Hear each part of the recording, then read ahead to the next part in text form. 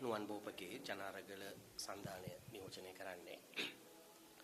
දැන් මේ පල්ලේගම වික්ෂුන් වහන්සේ සම්බන්ධයෙන් මතුවලා තිබෙන කතිකාවත මං හිතන්නේ අපේ රටේ මෑත කාලීනව කාන්තාවන් දරුවන් සම්බන්ධයෙන් නැවත හිතන්න නැවත ඒ පිළිබඳව නිසි සාකච්ඡාවක් කරන්න අවශ්‍ය දොරටු විවෘත කරනවා කියලා අපි විශ්වාස කරනවා. මොකද මේ ළමා අපයෝජන නැත්තම් කාන්තා අපයෝජන සම්බන්ධයෙන් කාරණය හරියට අයිස්බර්ග් එකක් වගේ. මේකේ මේ පේන්නේ එළියට ඉතාමත් පුංචි ප්‍රමාණයක්. නමුත් ඒකේ තියෙන බරපතල తত্ত্বය අර අයිස්බර්ග් එකේ යට තියෙන ප්‍රමාණය වගේ බරපතල තැනක තියෙන්නේ ලංකාවේ. දැන් උදාහරණයක් විදිහට විශේෂයෙන්ම 2020 අවුරුද්ද වෙනකොට වසරකට ළමා ආරක්ෂක අධිකාරියට මේ බඳු අපයෝජන ළමා අපයෝජන 8000ක් පමණ වාර්තා වෙනවා. නමුත් 2020 අවුරුද්දෙන් පස්සේ එය 10000 11000 පමණ ප්‍රමාණය දක්වා ඉහළ තත්ත්වයකටපත් වුණා. විශේෂම කොවිඩ් වසංගතය සහ ආර්ථික අර්බුදය මේ සියල්ලත් එක්ක මේක අධික ලෙස වැඩි වුණා. හැබැයි අපි මතක තියාගන්න ඕන කාරණේ තමයි මේ වාර්තා වෙන ඒවා විතරයි. දැන් තාමත් දුප්පත්කමින් පීඩා විඳින දිස්ත්‍රික්ක අපි ගත්තොත් මොනරාගල, බදුල්ල, අනුරාධපුර වගේ දිස්ත්‍රික්කවල තමයි බහුතරයක් ළමා අපයෝජන සිද්ධ වෙන්නේ. දිරිදු බවෙන් පීඩා විඳින දිස්ත්‍රික්කවල. එතකොට මේ ගොඩක් ඒවායි මේ ළමා අපයෝජන අඩුම තරමේ පොලිසියකටවත් වාර්තා වෙන්නේ නැහැ. මොකද ඒ දරුවාගේ ආරක්ෂකයා විසින්ම තමයි බොහෝ වෙලාවට ඒ අපයෝජනය කරන්නේ. ඒක එක්කෝ තමුන්ගේ පියා වෙන්න පුළුවන්, ඥාතියෙක් වෙන්න පුළුවන්. එහෙමත් නැත්නම් මේ හාමුදුරුවෝ වගේ ඒ ගමක නැත්නම් ඒ ප්‍රදේශයක ආරක්ෂකෙක් වගේ පෙනී ඉන්න කෙනා අතින්ම තමයි මේ දරුවෝ අපයෝජනෙට ලක් වෙන්නේ. එතකොට මේවා ගොඩක් ඒවා වාර්තා වෙන්නේත් නැහැ. වාර්තා වෙන්නේත් නැහැ. වාර්තා වෙන ප්‍රමාණය 140කට වඩා අඩුයි කියන එක තමයි සාමාන්‍ය සංඛ්‍යාලේඛන වලින් පේන්නේ. එතකොට මේකේ බරපතල தත්ත්වය, අයිස්බර්ග් එකේ தත්ත්වය අපිට තේරුම් ගන්න පුළුවන්. දැන් මේ සිද්ධිය හිතන්නකො.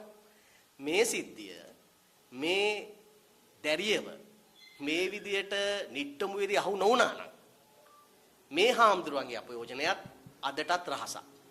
ඊළඟට මේ හාමුදුරුවෝ ඒ දරුවගේ අම්මට කතා කරලා කියනවා මට ඔයාගේ දරුවත් එක්ක ඉන්න ඕනේ කියලා. ඒතකොට සාමාන්‍යයෙන් පුරුද්දක් නැති කෙනෙක් එහෙම කියනවද? සාමාන්‍යයෙන් පුරුද්දක් විදියට මේ වගේ යෝජනාවල් කරන කෙනෙක් තමයි අම්මා පන්සලට ආවම කියන්නේ මට තමුන්ගේ දරුවා විදියට ඉන්න ඕනේ. ඒ නිසා මේ සම්බන්ධයෙන් තව අපයෝජන කොච්චර කළාද? අයිස්බර්ග් එකේ යට වගේ තමයි. ඊළඟට මේ ආගමික සංස්ථාවල ඉන්න අනිත් හාමුදුරුවන්ගේ තියෙන නිහඬියාව. ඒක මල්වත්ත වෙන්න පුළුවන්, අනිත් තැනක වෙන්න පුළුවන්. ඒ නිහඬියාව පෙන්වන කාරණේ මොකද්ද? ඒ පෙන්වන කාරණේ තමයි මේ අයිස්බර්ග් එකේ බරපතල තම. මේකේ යට තිබෙන தත්ත්වය. දැන් කලිනුත් වාර්තාවක් ඉදිරිපත් කරා ළමා ආරක්ෂක අධිකාරියට අනුව 2018 ඉඳන් 2022 දක්වා බෞද්ධ ආයතනවල භික්ෂුන් වහන්සේ අතින් සිදුවෙච්ච අපයෝජන 488ක් වාර්තා වෙලා තියෙනවා. වාර්තා වෙලා තියෙනවා විතරයි. කතෝලික පල්ලියෙන් 13ක්. ඊළඟට මුස්ලිම් ආගමික ස්ථාන වලින් 4ක්. ඊළඟට Hindu ආගමික මධ්‍යස්ථාන වලින් 1ක්. එතකොට මේ වාර්තා වෙච්ච ගාන ගත්තට පස්සේ අවුරුදු ගාන තුන අපිට තේරෙනවා දැන් කවුරු හරි අපෙන් ඇහුවොත් මේ ඇයි පන්සලට ඇඟිල්ල දික් කරන්නේ? මේක මේ බුද්ධඝම විනාශ කරන්න ආපෙයක්ද කියලා අපි එයාගෙන් පෙරලා අහනවා. ඒ 2018 ඉඳන් 2022 දක්වා කාලය තුල භික්ෂූන් වහන්සේලාගෙන් අපයෝජන 488ක් වාර්තා වෙලා තිනවා. වාර්තා නොවුන වේවා. කොච්චරද? දැන් මේ සිද්ධිය ගත්තොත් 2018 2022. එතකොට දැන් මේක මේ දැරියට අවුරුදු 11 කියන්නේ මීට අවුරුදු 3කට කලින්. එතකොට සාමාන්‍යයෙන් 2023 අවුරුද්ද මේ කාලේ. එතකොට මේකත් වාර්තා වෙන්නේ අවුරුදු ගානකට පස්සේ. එතකොට වාර්තා නොවුන අපයෝජන කොච්චර ඇද්ද? එතකොට මේක ආගමික ප්‍රශ්නයක් නෙවෙයි. මේ ආගමික සංස්ථාවන් ඒවැයි තියෙන බලය පාවිච්චි කරලා ඒවාර රැකවරණ නිලධාරියෙක් විදිහට පෙනී ඉන්න ගමන් මේ වගේ අපයෝජන කරනවා කියන එක පැහැදිලි වෙනවා. ඒතර මේක ඇතුලේ අපි තේරුම් ගන්න ඕන දේ තමයි මේක බරපතල ව්‍යසනයක් විදිහට සමාජයේ තියෙනවා. ඒතර මේ සිද්ධියට ආවට පස්සේ දැන් මේ හාමුදුරුවන්ගේ දැන් ඇත්තටම කෙනෙක් අහනවා අර නීතිඥවරයෙක් අපි දන්න කෙනෙක් කලින් පොහොට්ටුවට සම්බන්ධ වෙලා හිටියා. දැන් පදක්කමට සම්බන්ධ වෙලා ඉන්නවා දේශපාලනය කරන කෙනෙක්. ඒ කියන ප්‍රකාශය ඇතුලේ ඉතින් අපි ඉස්සෙල්ලාම ඒ ලෝයට කියනවා ඔව් ළමා අපයෝජන සිද්ධ වෙනවා. ඔබ කියනවටත් වඩා සිද්ධ වෙනවා මේ රට. එතකොට ඔබේ දරුවට එක සිද්ධ වෙන්නේ නැහැ. ඔබ ඉහළ මධ්‍යම පාන්තික හරි පන්තිමේ වශයෙන් ඉහළ තැනක ඉන්නේ. මේ බහුතරයක් දේවල් සිද්ධ වෙන්නේ දුප්පත් අයට. ඒතර ඔබ කියන එක දත්තයක් විදිහට හරි. මෙතන ගැටලුව මොකද්ද? ඒ අපයෝජන සිද්ධිවලදී ඒවට යුක්තිය ඉෂ්ට වීමේදී සමානාත්මතාවයක් තියෙනවද? අපි කිසිසේත්ම ජනාධිපතිවරයා කිව්වට නීතිය හැමෝටම සමානයි මම ඉෂ්ට කරනවා කියන එක අපි පිළිගන්නේ නැහැ. එහෙමනම් ටිරානලස්ලා දෙලී ඉන්න බෑ. රනිල් වික්‍රමසිංහලා එලී ඉන්න බෑ. මේ රවිසෙන් විරත් එලී ඉන්නත් බෑ. රවිසෙන් විරත්න තියෙන චෝදනා ගත්තට පස්සේ. එතකොට ඒක නිසා අපි ඒක පිළිගන්නේ නැහැ. හැබැයි මේ සිද්ධියට අදාළව එකක් ජනාධිපතිතුමා කියන විදියයි සහ ආණ්ඩුවේ ඉන්න අය විස්තර කරන්න යන විදියයි ගත්තට පස්සේ අපිට පැහැදිලිව කියන්න තියෙන දේ තමයි පක්ෂපාතී. මේ ස්වාමීන් වහන්සේට පක්ෂපාතීව තමයි කටයුතු කරේ. ඇයි පක්ෂපාතීව කටයුතු කරේ? සාමාන්‍යයෙන් අප්‍රේල් 10 මේ දැරිය කට උත්තරයක් දීලා කියනවා නම් හාමුදුරුවෝ මාව ආවාසකෙතට ගෙනිච්චා, මාව අපයෝජනයකට ලක් කරා, මගේ ලේ තවරුණු ඇඳුම් වැළලුවා, අම්මට ලක්ෂයක් දුන්නා කියලා කිව්වට පස්සේ එදිනම මේ හාමුදුරුවන්ව අත්අඩංගුවට ගත යුතුයි. ඒතර මේ හාමුදුරුවන්ව අත්අඩංගුවට ගන්න කෙවිටකින් එන යන්න උනා කියලා ළමා ආරක්ෂක අධිකාරිය කියද්දී දින 20කට අධික කාලයක් ඒ හාමුදුරුවන්ව අත්අඩංගුවට නොගෙන අඩුමතරමේ කරුණු වාර්තා නොකර ඉදීම තුල ඔබ පක්ෂපාතී නෑ කියලා කියන්න පුළුවන්ද මේ ආණ්ඩුව? කවුරු හරි මේ ආණ්ඩුව හොදන්න යනවනම්. ඊළඟට පැහැදිලිව කියන්න ඕනේ තමයි මේ පරීක්ෂණය ඇයි ළමා ආරක්ෂක අධිකාරියෙන් අරගෙන පොලිසියේ තියෙන ළමා හා කාන්තා කාර්යාංශ එකකට ගන්නෙ. તો ළමා ආරක්ෂක අධිකාරියට සම්පූර්ණ බලතල දී දෙනවා පනතකින් මේ සම්බන්ධයෙන් කටයුතු කරන්න. නමුත් ඔවුන්ගෙන් ගලවලා පොලිසිය පැත්තට ගන්නවා. පොලිසිය බාරය කවුද ඉන්නේ? රවි සෙනවිරත්න. මේ හාමුදුරුවන්ගේ ළඟම ඥාතියෙක්. එතකොට පක්ෂපාතී නැද්ද? ඒතර අනිත් ඒවත් ගන්න එපා නේ රවි සෙනවිරත්න තමුන්ගේ ගාවට. ළමා ආරක්ෂක අධිකාරිය විසින් හැන්ඩල් කරන කටයුතු කරන නඩු විශාල ප්‍රමාණයක් තියෙනවා. ඒවත් ගන්නකො රවි සෙනවිරත්න කියන. අරගෙන දෙන්නකො තමුන්ගේ පොලිසිය ඔච්චර විශ්වාස නැහැ. එහි මේ පල්ලෙකම එක විතරක් ගන්න තමුන්ගේ යටට.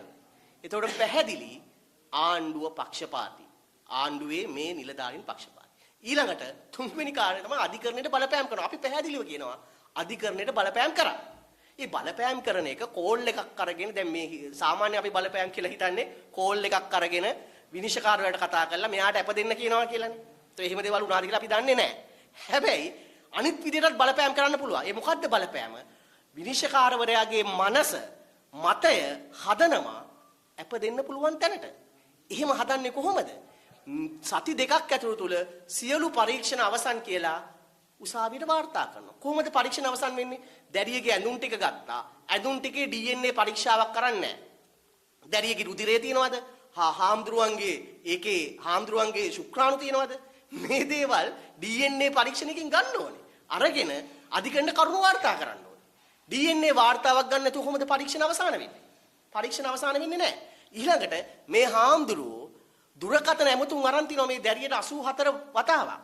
මේ සිද්ධියට පෙරයි පසුයි. එතකොට ඒ ආයතන වලින් දුරකථන විශ්ලේෂණ වාර්තා ගන්න ඕනේ.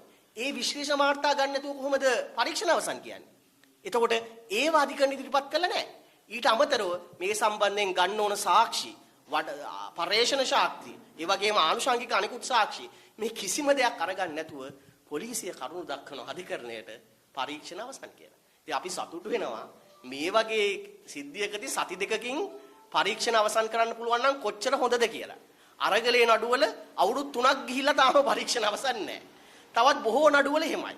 එතකොට දැන් විගණකාධිපති වාර්තාවකින් කියනවා ළමා අපයෝජන සම්බන්ධයෙන් නඩු 40000ක් තාමත් ලැයිස්තුවේ තියෙනවා විභාග වෙන්නේ නැතුව කියලා.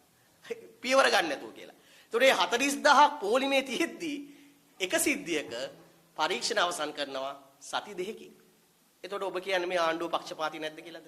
මේ පොලිසිය පක්ෂපාතී නැහැ කියලාද අපිට කියන්නේ? පැහැදිලිව පක්ෂපාතීව කටයුතු කරලා තියෙනවා. මේ හාමුදුරුවන්ට අප ලබා දීම සඳහා පක්ෂපාතීව කටයුතු කරලා තියෙනවා. ඉතින් එතනින් පස්සේ ලැබෙන ක්‍රියාවලියත් එහෙමමයි. දැන් ළමා ආරක්ෂක අධිකාරියට මේකට පෙනීන්න එක බාධා කරනවා නම් ඒක අධිකරණයට බලපෑම් කිරීම. ඊළඟට වින්දිත දැරිය වෙනුවෙන් පෙනී ඉන්න නීතිඥවරු ගියාම අනිත් පක්ෂේ හාමුදුරුවන්ට පෙනී ඉන්න නීතිඥවරු විරුද්ධ වෙනවා. ඔබ්ජෙක්ට් කරනවා. ඒ අයට කරුණු දක්වන්න ඉඩ දෙන්නේ නැහැ. ඊළඟට නීතිපතිවරයාගෙන් ඉල්ලීමක් කරනවා මේකට පෙනී ඉන්න කියලා. කොහොමද නීතිපති? නීතිපති කිසිම පෙනී සිටීමක් කරන්නේ නැහැ.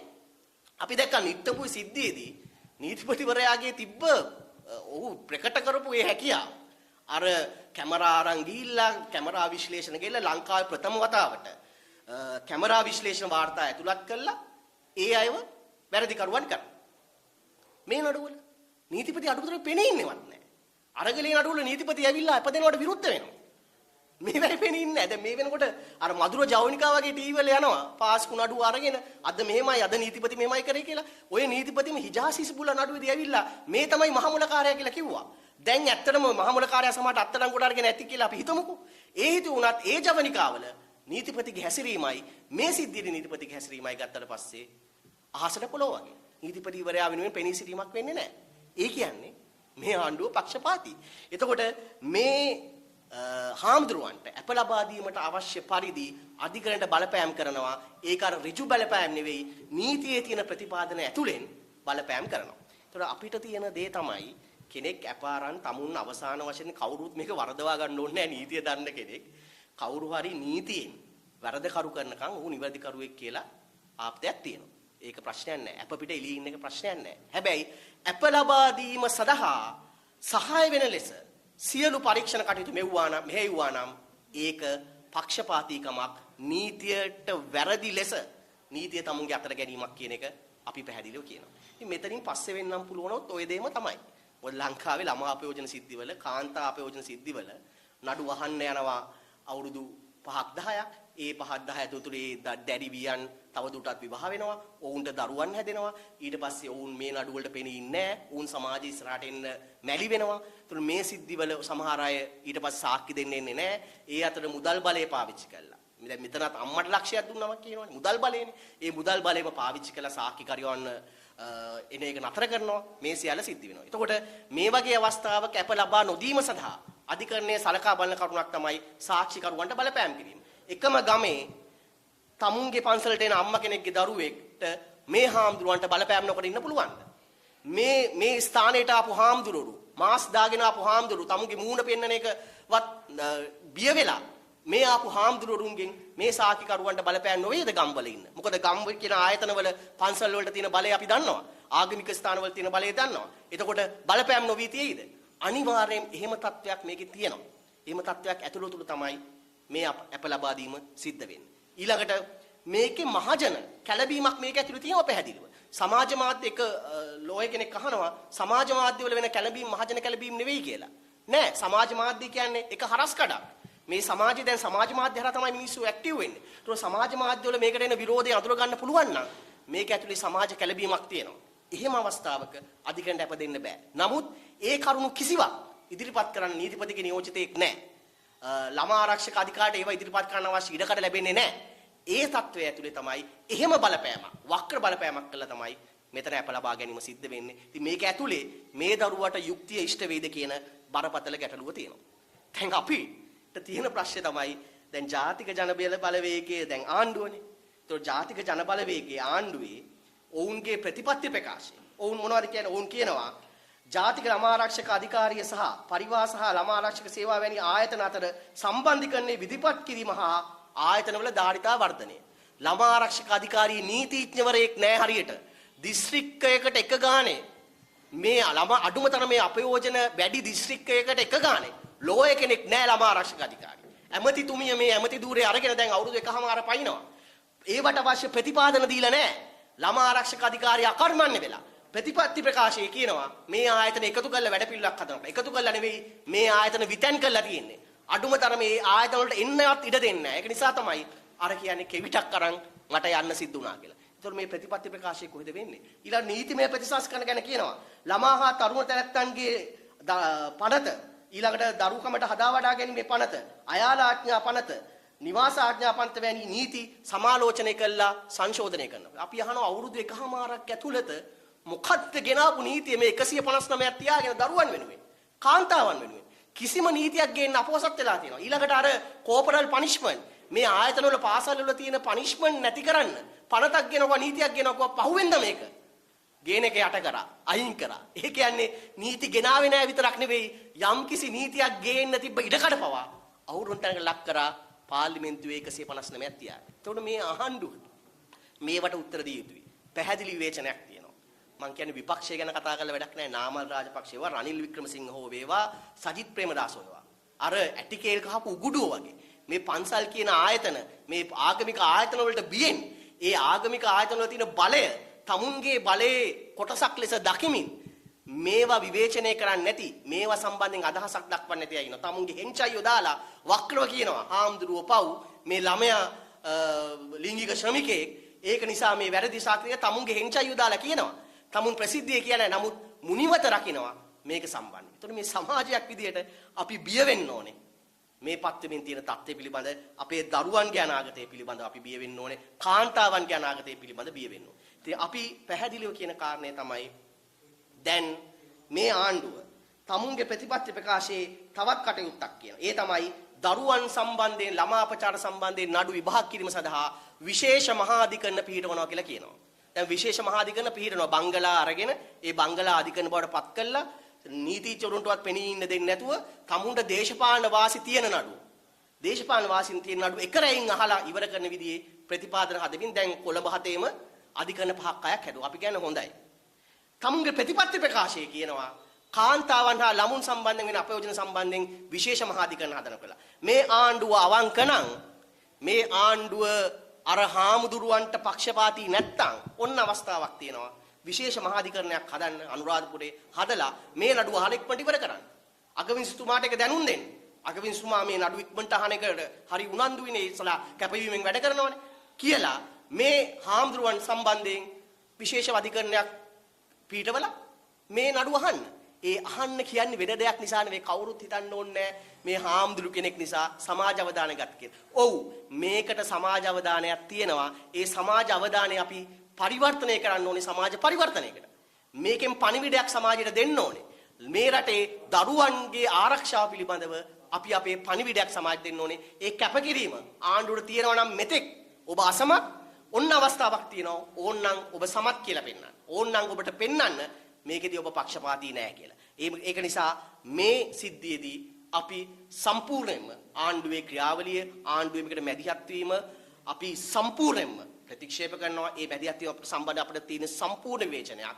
ඒ අතරම අපි පැහැදිලිව කියනවා මේ රටේ දරුවන්ගේ අනාගතය වෙනුවෙන්, මේ රටේ කාන්තාවන්ගේ ආරක්ෂාව වෙනුවෙන්, සුරක්ෂිත රටක් වෙනුවෙන් මෙතනදිත් කැපෙුනේ ජනතාව.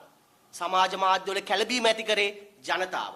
මේ හාමුදුරුවන්ව අත්අඩංගුවට ගන්න පෙළඹුණේ අඩුමතරමේ සමාජ මාධ්‍යවල මේක ලියපු නිසා, මාධ්‍යවේදීන් මේක ලියපු නිසා. ඔන්න ජනතා බලය.